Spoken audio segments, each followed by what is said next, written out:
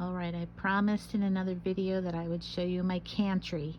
This is one shelf in my cantry. My son actually made this top part for me out of pallets, and I have some jars stacked on top of other jars. That's why that box is there.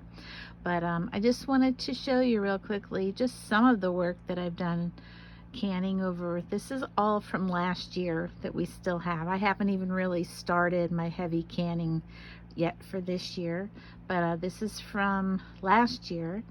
I have some butternut squash bacon soup. I have some meals in a jar. I have some potatoes. I have some hot pepper mustard here. I have some baked beans that I made and canned, sweet potatoes, peaches from our peach tree, beef stew.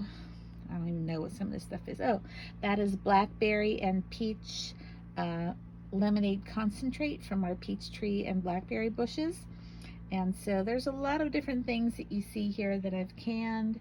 I don't even know what it all is, but there's a lot of different stuff. And this is just one shelf. I've got like 8 shelves like this with all a variety of different stuff. But I just wanted to show you how that little bit at a time can add up. Some days I might be canning all day from early in the morning until dinner time, and you see my empty space there awaiting the next thing I'm going to can. And you know, on those days I may end up with 50 jars of something that I've canned.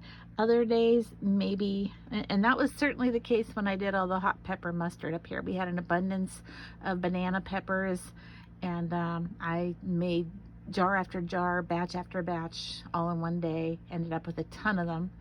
And this was from the year before last, so we still have this much left. So I didn't make any last year.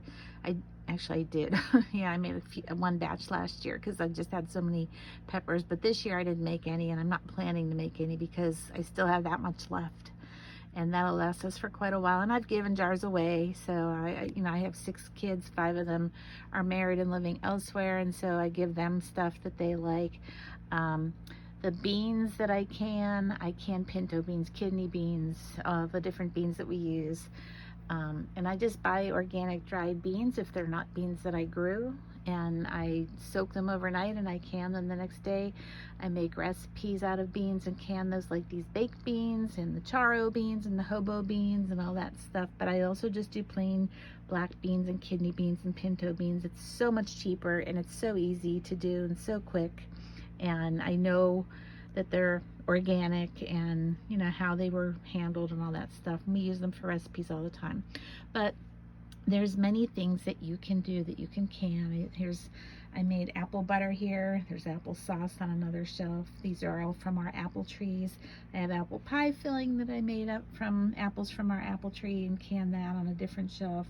So just, I don't know what that random jar of jelly that I didn't make is doing sitting on the shelf, but there it is. So we do buy some other things occasionally too. But I like to make whatever I can, and it's just so fun to see how things add up. Here's my pickle shelf next to it. So you'll see here there's bread and butter pickles, there's hot and spicy pickles, there's dill pickles, there's spicy pickles, there's pickled jalapenos up on the top there. There's green enchilada sauce. I don't know why that's there.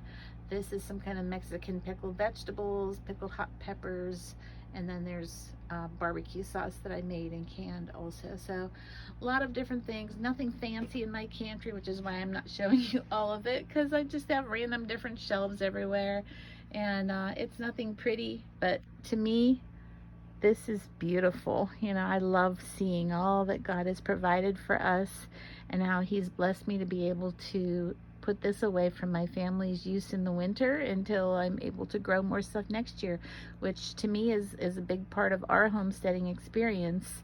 And you know, I share these things frequently with people who have new babies, and I take them some jars that they can just open and heat up instant meals, like this one right here, which is what is that, layered chicken soup. So, and then you know, the butternut squash soup here is my daughter Haley's expecting another baby, and she wants some of that when she has this baby, so I will be taking her some of that, and some of my French market soup that is her favorite. when my daughter-in-law Jade had Oliver, my grandson, I took her some jars of beef stew, and I took her some butternut squash bacon soup, which she loves also, and I took them different things so that they would have instant meals, burritos in a jar, another favorite that I took for them, because Luke and my son Luke and his wife Jade really like that. So, you know, little by little, I didn't do all this in one day, obviously. This is this took me about a year to get to the point where this entire gigantic room that I call my cantry, which is about 25 by 20 feet, wall-to-wall shelves, took me about a year of canning every single day to get this to this point where the whole room looks like this. And now, you know, certainly we use these things, and then I just refill them when I can new things. I look for what do we use the most, or what do I give away to others to use who use it the most. Those are the things I want to focus the majority of my canning on, and that's also what I focus the majority of my gardening on. You know, we use a lot of tomato products, butternut squash products, things like that, potatoes obviously. So those are the things that I grow the most, and apples and peaches. So those are what I can the most, because that's what we eat. I learned early on not to bother canning. Well, I did. I canned cranberry juice. None of us like it except my daughter-in-law Jade, and actually when they were first married they were living here, and I canned that specifically for her.